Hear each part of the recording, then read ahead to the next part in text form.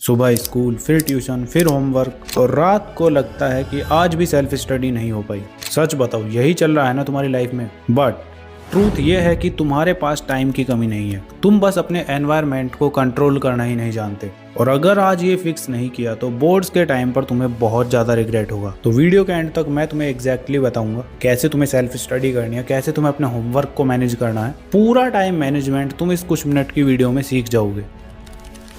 So hi everyone, this is Mukul Bhardwaj और आज की वीडियो में हम बात कर रहे होंगे टाइम मैनेजमेंट की इन 4 चीजों पर। फर्स्ट, तुम्हारी रियल प्रॉब्लम क्या है। सेकंड, 3 थिंग्स जो तुम्हारी एनर्जी को डिस्ट्रॉय कर रही हैं और यही मेन रीजन है कि तुम अच्छे से नहीं पढ़ पा रहे। थर्ड है स्कूल और कोचिंग का स्मार्ट यूज, वो तुम कैसे करोगे वो बताऊंगा। और फोर्थ, वो जो तुम्हारी कंसिस्टेंसी को हाई लेवल पर लेकर जाएगी, क्या है वो वीडियो के एंड तक बने रहो, बताता हूँ। स्टार्टिंग होती है तुम्हारी रियल प्रॉब्लम से, जिसके अंदर पहले मैं तुम्हारा एक मिथ तोड़ना चाहता हूँ, जिसमें प्रॉब्लम तुम्हारी टाइम की नहीं है। सभी के पास 24 आवर्स होते हैं, एक बिलो एवरेज बच्चे के पास भी और एक टॉपर के पास भी। अब इन दोनों में फर्क सिर्फ एनर्जी का होता है। कैसे, आओ अच्छे से एक्सप्लेन करता हूँ। अब 2 दोस्त होते हैं, दोनों का सेम शेड्यूल होता है, स्कूल भी साथ में जाते हैं, कोचिंग भी साथ में और होमवर्क भी उन दोनों को सेम ही मिलता है। अब दोनों में से एक दोस्त घर आता है, फोन उठाता है और 2 घंटे आराम से स्क्रॉलिंग करता है। इतना होने के बाद सोचता है कि चल थोड़ी देर पढ़ने के लिए बैठ जाता हूँ, बट जैसे ही वो बैठता है उसका माइंड थक जाता है और वो फिर ठीक से नहीं पढ़ पाता और अपने आप को बोलता है कि अब कल से पढ़ूंगा। वहीं दूसरी तरफ ये दूसरा दोस्त है,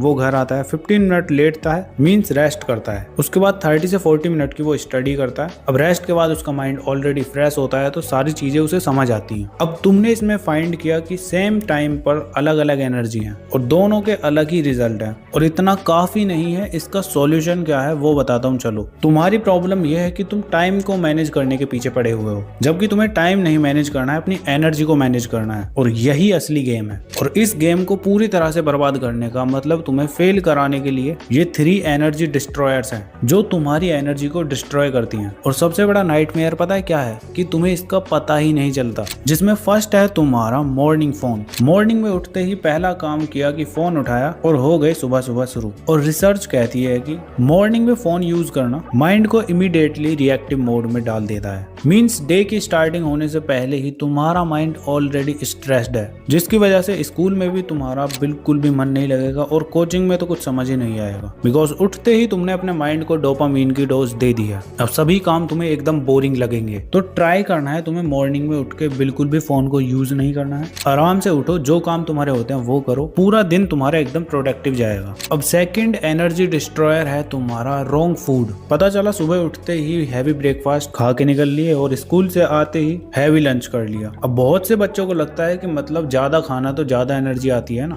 बट ऐसा नहीं है। ये तुम्हें एनर्जी देता नहीं, लेता है। ज्यादा खाना खाना या फिर जंक फूड वगैरह खाना, इनसे तुम्हें नींद ही आएगी। अब ऐसा भी नहीं है कि एकदम भूखे ही रहो, तुम्हें बस सही खाना खाना है। समर टाइम में तो तुम लाइट मील लो, वही बेटर है। फ्रूट्स हो गए या पानी ज्यादा पियो और जो भी खा रहे हो थोड़ा थोड़ा खाते रहो, थोड़े थोड़े टाइम पीरियड पर बस। बाकी समर वेकेशन में कैसे स्टडी करना है वो सब जानना चाहते हो तो मैं नेक्स्ट वीडियो बना दूंगा, कमेंट कर देना। बाकी लाइट मील वाला फॉर्मूला ट्राई करना, तुम्हें खुद महसूस होगा कि अब तुम बहुत ज्यादा एनर्जेटिक फील कर रहे हो। ठीक है। इसके बाद थर्ड थिंग है तुम्हारी एक ही सब्जेक्ट को ज्यादा टाइम तक पढ़ते रहना। अब सोचो तुमने मैथ्स उठा लिया और उसको ही 3 घंटे पढ़े जा रहे हो, तो अगले दिन तुम्हारा पढ़ने का बिल्कुल भी मन नहीं करेगा। ऊपर से तुम बोर हो जाओगे स्टडी से और साथ में तुम्हारे बाकी के सब्जेक्ट भी छूट जाएंगे। साइंस रह जाएगा, SST रह जाएगा, हिंदी इंग्लिश, उनका क्या ही होगा और फिर तुम्हें गिल्ट होने लगेगा। इसीलिए इस चीज से बचने के लिए तुम्हें थोड़ा थोड़ा पढ़ना है सभी सब्जेक्ट को। कितना टाइम कौन सा सब्जेक्ट पढ़ना है मैंने ऑलरेडी इस वाली वीडियो में बता रखा है। कंप्लीट रोड मैप है चैप्टर वाइज। अगर तुम क्लास 10th में हो तो जाके देख लेना एक बार, ठीक है। तो ये ही तुम्हारे 3 एनर्जी डिस्ट्रॉयर थे, फोन,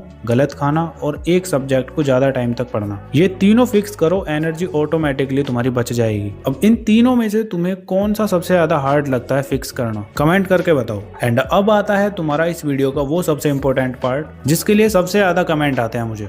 और इन चीजों का सॉल्यूशन मैं ऑलरेडी लास्ट वीडियोस में दे चुका हूँ, बट फिर भी कोई ना कोई प्रॉब्लम आ ही जाती है बच्चों को, तो उसी को सॉल्व करने के लिए एक और नया तरीका जो कि तुम्हें पूरे YouTube पर कोई नहीं बता रहा होगा। अब स्कूल और कोचिंग का कैसे तुम्हें स्मार्ट यूज करना है चलो बताता हूँ। कल से स्कूल में एक काम करना, जो भी तुम्हारा टीचर पढ़ा रहा है ना, उस चीज को सोचो कि ये चैप्टर अगर कल तुम्हें अपने दोस्त को पढ़ाना पड़े या कल से तुम्हें टीचर बना दिया जाए तो तुम किस तरह से अपने स्टूडेंट्स को इस चैप्टर को एक्सप्लेन करोगे, कैसे तुम पढ़ाओगे, ये सोच के अपनी क्लास में बैठना। और इस ट्रिक से पता है क्या है, तुम्हारा दिमाग ऑटोमेटिकली एक्टिव हो जाएगा और जो भी टीचर तुम्हारे पढ़ा रहे हैं ना उस पर अच्छे से फोकस करेगा। और रिसर्च के अकॉर्डिंग जो सिर्फ सुनता है ना वो 20% याद रखता है, और जो चीजों को एक्सप्लेन करने की सोचता है वो 90% याद रखता है। और इसमें तुम रिस्पॉन्सिबल भी बन जाओगे। Means same class, same teacher और सेम टाइम, बस तुम्हारे सोचने का तरीका बदल जाएगा और रिटेंशन तुम्हारी 4x हो जाएगी। कल क्लास में ट्राई करके देखना, मजा आएगा तुम्हें। और कोचिंग में भी तुम्हें यही करना है, जो तुम्हारे टीचर पढ़ा रहे हैं ना तो उसी चीज को सोचना है तुम्हें कि मैं ये कैसे एक्सप्लेन कर सकता हूँ इजी वर्ड्स में। अब उसके बाद तुम्हें क्या करना है, जैसे ही तुम घर आ जाते हो ना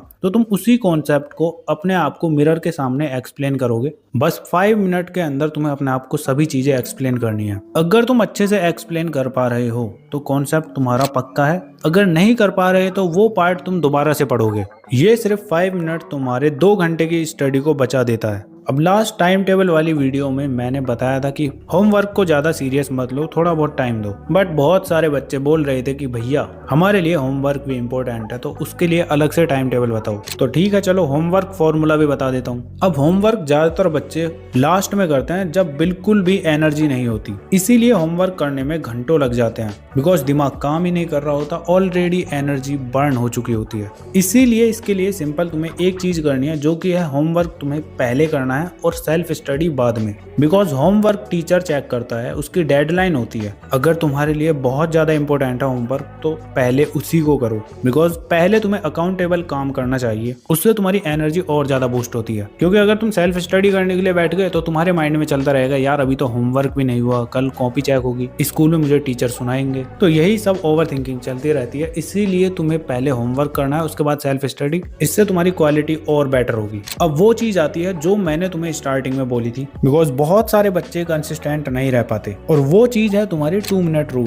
तुम में से बहुत सारे बच्चों के साथ होता होगा कि पढ़ाई का मन नहीं हो रहा, तुमने उठा लिया फोन और 1 से 2 घंटे कब निकल जाते हैं पता ही नहीं चलता। और ये तुम्हारी लेजीनेस प्रॉब्लम नहीं है, ये है स्टार्टिंग की प्रॉब्लम। दिमाग कोई भी काम शुरू करना नहीं चाहता, बट एक बार स्टार्ट कर लिया ना तो ऑटोमेटिकली चलने लगता है। तो क्या करना है, जब भी स्टडी करने का मन नहीं होना तो सिर्फ 2 मिनट के लिए बैठो और बुक या अपने नोट्स को लेकर बैठ जाओ, बस खोल के बैठ जाओ। और ध्यान रखना इस टाइम पर फोन वगैरह यूज बिल्कुल भी मत करना। और जैसे ही तुम्हें बोर्डम फील होगी ना तो तुम अपने आप उन नोट्स को या बुक्स को पढ़ने लग जाओगे, और जैसे ही पढ़ना स्टार्ट करोगे ना वैसे ही तुम्हारा मोमेंटम बनने लग जाएगा, और फिर देखो कमाल, तुम्हारे स्टडी में भी मन लगेगा। और अब तक जो तुम्हारी कंसिस्टेंसी ब्रेक हो रही थी ना वो इसीलिए हो रही थी क्योंकि तुम मूड का वेट करते हो कि कब मेरा मूड अच्छा होगा और कब मेरा स्टडी में मन लगेगा। बट ऐसा नहीं करना है, मूड कभी भी नहीं होता। जबरदस्ती बैठो, स्टार्ट करो, और इस 2 मिनट के रूल से तुम देखो घंटों घंटों की स्टडी कर पाओगे। इस ट्रिक को कल क्या आज से ही और अभी से ट्राई करो,